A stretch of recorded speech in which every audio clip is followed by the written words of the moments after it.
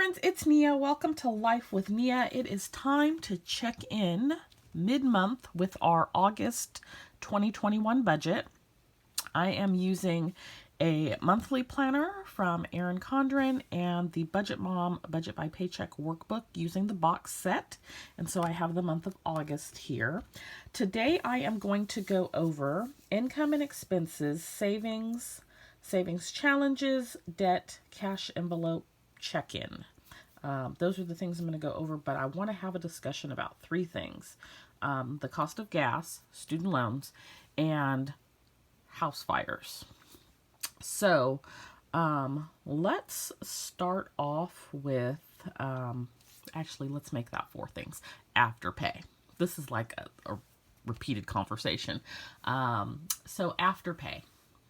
I want you to comment down below how much you think I have spent this month so far, August 1st through the 15th, on purchases made with Afterpay. I will pick a few random people because this is an honor system, so I'm not going to pick who's right. I'm going to tell you at the end of this video how much I've spent. So I'm not going to pick the person who's closest or who's right. I'm just going to pick a few random people, and I will send you some fall collection stickers from my shop. So comment down below, one comment per person, how much you think I've spent between August 1st and the 15th on Afterpay purchases. Okay, so student loans. Y'all know student loans got deferred again. Thank you, Jesus. Hallelujah.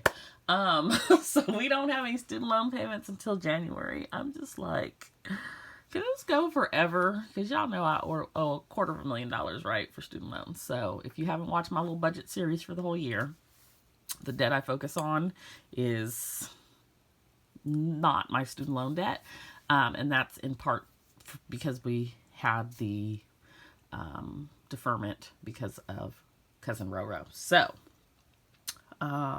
we got another deferment. It's supposed to be the last one. I'm going to take what I can get because my student loan payments are going to change my budget drastically because I owe a lot. But I am in a public service loan forgiveness program, and so my payment is reduced because they want me to pay, I don't know, like $3,000 or $4,000 a month. It would just be like my whole check. So, you know, I'm looking at $400 to $500 a month, which is still a lot. So I'm glad that I have a few more months to figure it out with my budget. I'm hoping to have some things paid off by then and make room and space for the student loan payments. Gas. I filled up gas the other day. I don't have the receipt with me. $4.25. Unleaded at Arco. And I don't know where you live, but here where I live, Arco is like typically the cheapest place you can get gas aside from Costco or Sam's Club. $4.25. I was so annoyed. Like, those are Bay Area or LA prices regularly. I'm not trying to go anywhere. Like, $4.25 is ridiculous. Like, $40 does not get me 10 gallons. It does not fill up my tank. It does not. It's just like, wow. The nice thing is, for the most part, traffic is still light. And so if I am driving into work, I get good gas mileage. But I'm trying to have a few more telework days in the week because I'm not trying to fill up once a week. Maybe every 10 to 14 days because the price is just astronomical. So that's my gas situation. House fires. Let's talk about house fires. So, share a little story with you because this has really got me, I won't say stressed out, but just really thinking about things differently. About a little bit more than 10 years ago, I had a roommate move in, and right after she moved in, I went on a trip to Europe. And I was there for almost 3 weeks, like 2.5 weeks. back then, my phone didn't work overseas. My cell phone didn't work overseas. So I'm to this day very grateful that my phone didn't work overseas, because it would have been the worst trip ever. When I came home, I got back to San Francisco airport and turned my phone back on and checking my messages and going to get my luggage. And there was a message that the house was on fire. And it was like the first or second day that I was gone. So I didn't know what I was going to come home to. San Francisco is, a good 2-hour drive plus with traffic. I had no idea what I was going to come home to. And I'm thinking, how can my house catch on fire? Like, what in the world? So when I got home, it was like the middle of the day. And fortunately, I had sent Petey to stay somewhere else while I was gone. But I came home and the stove was gone. And there had clearly been a fire where the stove was at. It was like the wall was blackened and the microwave over the stove was gone as well. The cabinets were burnt. So I waited for her to come home from work. This girl, she just had been moving in, put towels in the broiler drawer of the oven. Towels. Broiler. She said she thought it was a empty drawer. It's an oven. Like, how do you think that? So she put towels there, and then she used the oven. And so the towels caught on fire. And, she's doing other things while she's cooking something in the oven. So, because you're not watching the oven while it's cooking something. And so it, went up. Long story short, she didn't want to take any responsibility for it. She wanted me to file an insurance claim. She wanted me to have the landlord, fix it. I was like, you can't live here anymore. Like, you can't even, you don't even have common sense to not put towels in the oven. So I was kind of left hanging with a lot of that stuff. And the only thing she replaced was the oven. Everything else, there was smoke damage. There was holes in the wall from the fire department coming. The carpet, everything. It was like soot and it was bad. It was bad, but it wasn't horrible. The house didn't burn down. And I was left to fix all that stuff, and I just did it. And I don't know how, maybe because I wasn't here, I really didn't think anything of it. I won't say I didn't think anything of it. I thought something of it. I still feel some kind of way 10 years later. But I didn't experience mass devastation because I still had a place to live. It was just inconvenient. I didn't have a microwave. I didn't have a stove. And things needed to be fixed. The kitchen needed to be painted and the cabinets repaired and those types of things. The carpet cleaned and whatnot. So fast forward 10 years later now, my friend's house caught on fire with him and his family in it. They just brought home a new baby, 4 or 5 weeks old.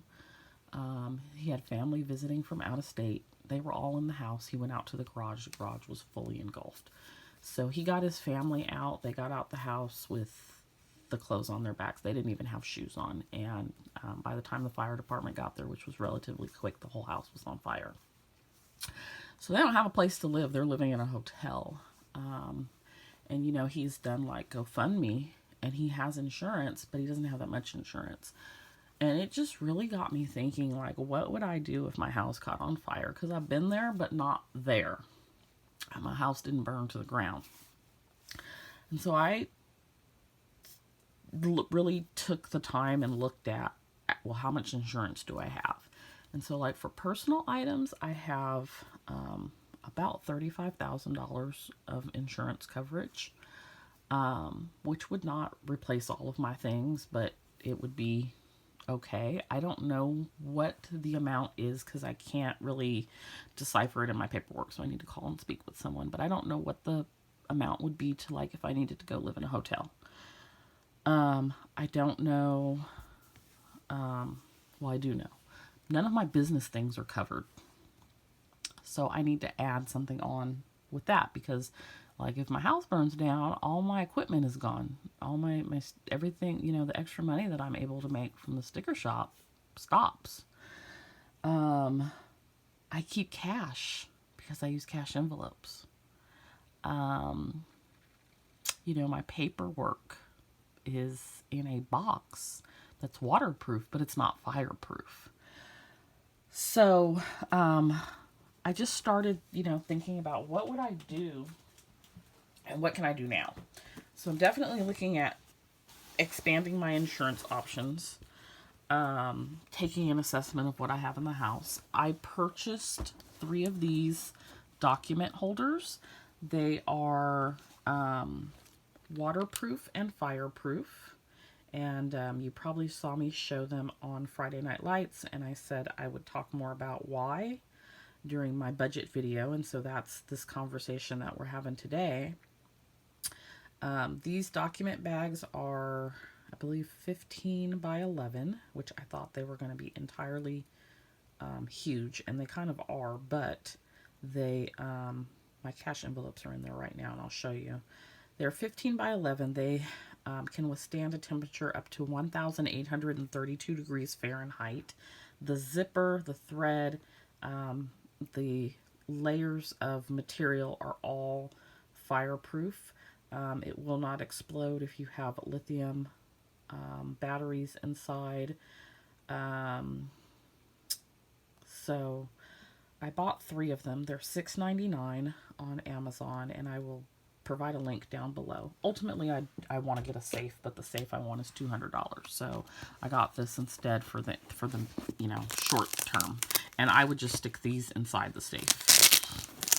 So it's got a Velcro closure, which I can barely get open. And then the zipper is under the Velcro closure. And again, the zipper and thread are also fireproof. So I stuck my cash envelopes in here. And I know people are like, just leave your money in the bank. That doesn't work for me because money in the bank for me gets spent. I know myself well enough to know it is harder for me to part with cash than it is for me to swipe a card. So you have to take into consideration money in the bank does not always work for everybody. And I do have money in the bank. I have, like, my emergency fund is in the bank. My tax money is in the bank. My health money is in the bank. And car money is in the bank. But, I've got my fun and my clothing and my 52-week savings challenge and those types of things. They're here. And I use cash envelopes for groceries and gas and different things because I'm paid once a month. And I need to budget that money out at the beginning of the month because I'm paid once a month because it won't be there. If it's in the bank, it won't be there. I'm going to spend it. I just know that about myself. And so these are the steps that I've taken to sort of mitigate that. So telling me to go put the money in the bank does not solve the problem. So I thought, well, if my house catches on fire, all my money is going to burn up, So this is one way to help with that. I will have my, so just put these in here. This is what the lining looks like. I can not worry about the money because it's in this bag holder. And I don't know how hot a house fire would be, but it's one thing to help with that. My documents, my insurance paperwork, all those different types of things. I don't know how long it would take insurance to pay. Do they have to do an investigation first or do they front you money first? All of those things, are things that I'm just sort of thinking about. And just, what would you do if your house caught on fire? Are you prepared? Can you be 100% prepared? No. But can you do some things to mitigate? Yes, absolutely. So are you prepared? What would you do? What do you think that I so far haven't done that I should be doing? Because I never want to be in a situation where I'm just like stuck and I don't know what to do. So that is my house fire discussion for you, what I'm thinking and where I'm at on that. Let's get into this budget for the mid-month. So I don't have a lot to share. This is my month at a glance, same as every month. All my bills are laid out here. So far, we are on track with our goals. We're tracking our expenses. We haven't used any credit cards. We have used Afterpay, though. So don't forget to put down below what you think I've spent so far this month, January, August 1st through the 15th. How much do you think I've spent with Afterpay? Comment down below. I'm going to pick a few random people to send some fall items to. I have a goal to save $300, Etsy sales of $2,000, pay off $1,200 in debt, and pay off the Quicksilver card. So, here is income for the month. So far we're at $6,065, and I estimated to be at $6,615. Pretty sure we're going to hit that pretty easily. So that's where we're at on income this month. Expenses, we just got a few things that have not been paid yet. Utilities, SMUD and PG&E, which is gas and electricity. A few debt payments, PayPal, Platinum Card, Ulta Card, a loan, Instant Ink, QuickBooks. Those have not been paid yet. They either their pay date hasn't come up yet, or they haven't automatically been deducted yet. I did stick unbudgeted in here. I have had a few unbudgeted items this month. One of which was I sent my friend $100 on his GoFundMe because he's my friend. And, you know, they lost can you imagine you had a baby shower, you got a new baby, and like everything for the baby is gone, like everything. No crib, no clothes, no diapers, no formula, no nothing. Everything's gone. So, you know, yeah. Cash envelopes. We'll come back to that. Sinking funds. Let's talk about savings trackers. So I've got my Budget Mom savings tracker up here.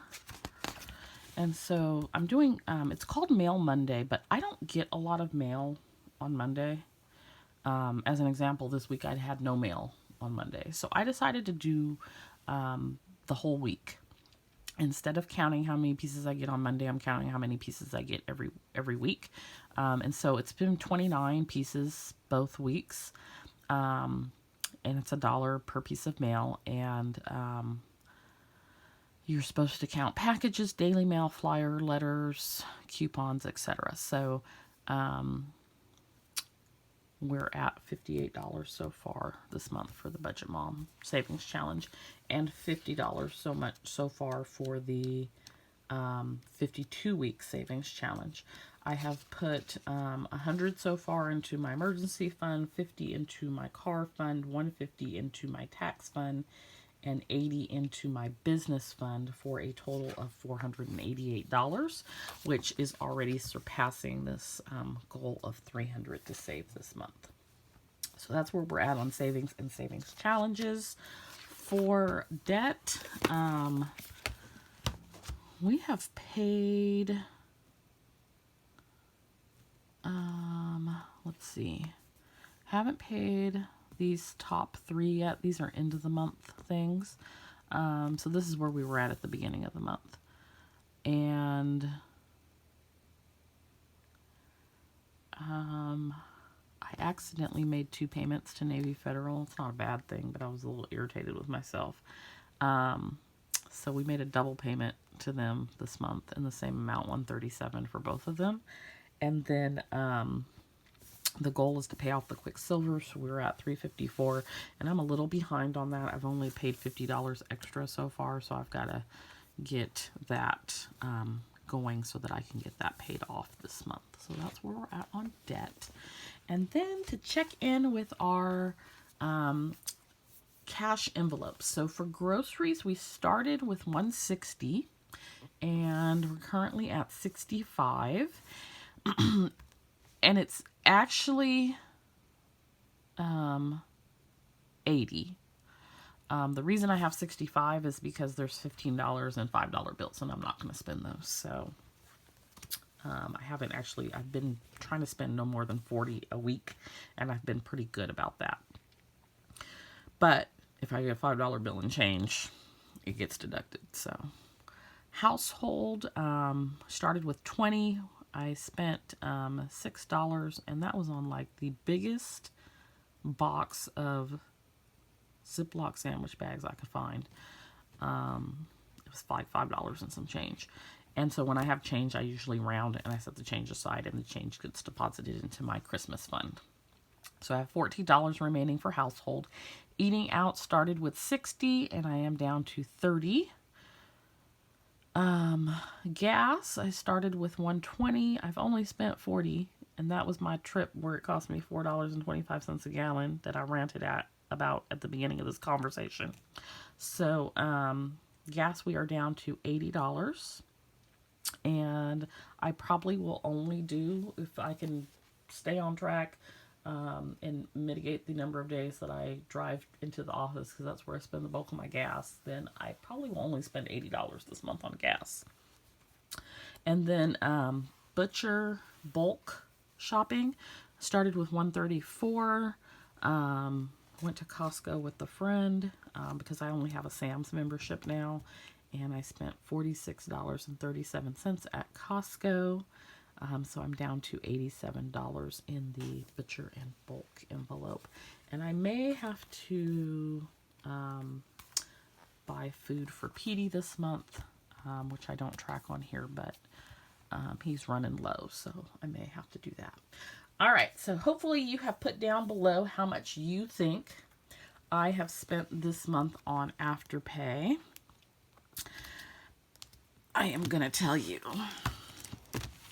And you're going to be like, what? So again, it's not about who's right. I'm just going to pick some random people. If you took the time to post a comment down below and guess, that is all I ask. But the amount that I have spent on Afterpay this month is $768.25. $768.25. After I just got done last month talking about I'm going to leave Afterpay alone. What it was print pression, Planner Kate, print pression again, Erin Condren warehouse sale. The Simply Gilded pre-sale is really what did it. And then Notique. I don't even have nothing to say about Afterpay. Well, I will say this. You know, you have to make your payments every 2 weeks. I'm like so far ahead that I don't have a payment due until September. But I just keep paying to pay it down ahead of time, because I don't ever want to be in a situation where I can't pay it. Let me see. Let me look at my little Afterpay account. Not that that makes it any better. I still owe what I owe, but we're going to get back down to like the $600-700 range before this month is out, because $760. I need to pay down $768 because I can't with myself. Yeah, Afterpay. Afterpay is a whole thing. I would like need to take I can't even take the app off my phone to stop myself from using it, because it's just, you connect from whatever merchant you're checking out on. I don't know. I'm love-hate relationship. That's all I'm going to say. It's a love-hate relationship. So hopefully you commented down below what you think I spent. Again, it doesn't matter if you were right or not. Just, I'm going to pick a few random people, send you some fall stickers. Thanks so much for watching. I hope you enjoyed this video. Let me know also down below if you think that I am missing something. Should I have a house fire, a house flood, or some other disaster? What would you do? What do you think I should do to be better prepared? Looking forward to your comments on that as well. Thanks so much for watching, and I'll see you next time. And I will see you for the end of the month for the budget review. Bye.